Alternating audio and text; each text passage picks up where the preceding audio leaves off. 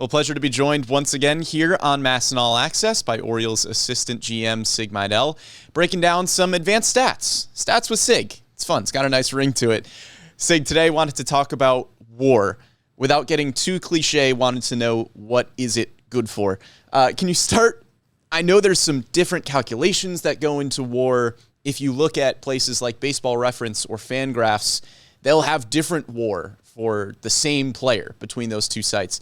Yeah. WAR seems to kind of be a complicated, more hot-button stat among the advanced stats. Can you kind of give me just a brief overview of what WAR is measuring? Yeah, let's think. If you put yourself in the shoes of a front office member, we're constrained by how much we could spend. Even the Yankees are constrained by how much they could spend. And so wouldn't it be wonderful if we could quantify the production of a player, not only with what he does at the plate, what he does on the bases, and then in the other half of the inning, given the position he plays, how well can he play it? That does sound wonderful. And so if we could quantify it, we could then estimate the value and what's appropriate to pay him. And so that's what WAR does in an inexact, imprecise, as best as it can way.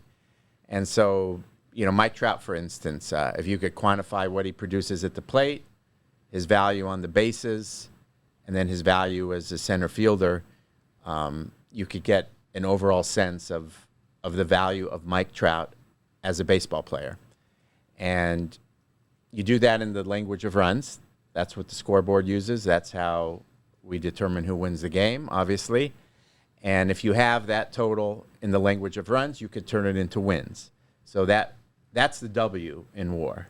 That seems sort of straightforward. You could argue about how you quantify defense, which model considers players who go first to third on singles to right center or whatever. But the effort is clear. The goal is clear. Now, where it gets a little tricky is the other two letters, the A and the R, the above replacement level.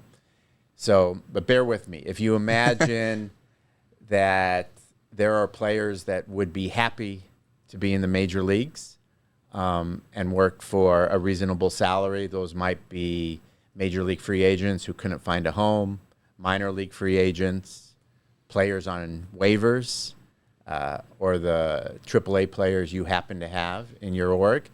So if you picture these guys, there is some value, some measurable value, typical value of these guys. So if, for instance, we're talking about a free agent, your first question is he above or below these other guys? Because if he's below, you sort of already got one. You're not terribly interested in him. So that particular player would have no value, no wins above replacement.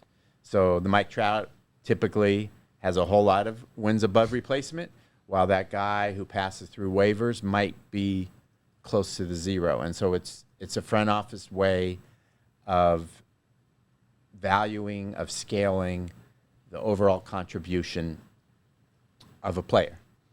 So with WAR specifically, I think there have been a good bit of questions about it from fans, just because it's hard to understand what exactly the calculations are that go into WAR.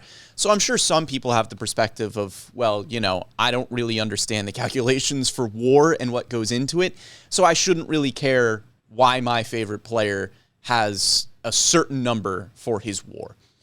So why, as a fan, why would I be sitting there and saying, oh, okay, that player has a good WAR. Why should that matter to me?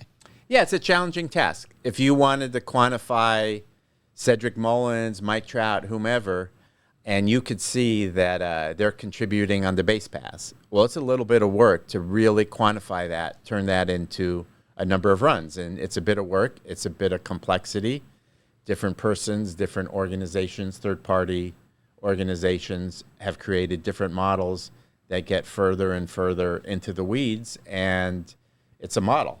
So there's going to be decisions they've made as they build the model that disagree with the other organization's decisions. So we're sort of, in this little gray area of the complexity of the models, the decisions they made. And then it's the same thing with the defensive value of the players. You're going to need to get into the world of of player tracking and estimating the range, the arm. Lots of cans of worms there. Yeah. Deterrent Right. of players not running against Hayes because he's got a good arm.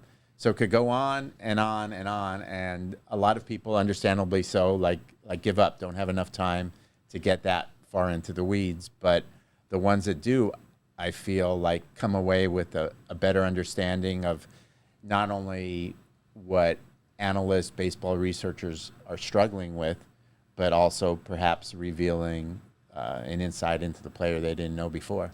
Well, we'll leave the WAR calculations to you. They sound a little complicated to me. Yeah, and I'll leave it to the collection of analysts we have down the hall. Sig Mejdal, Orioles assistant GM, thanks so much for the time. Happy to be here.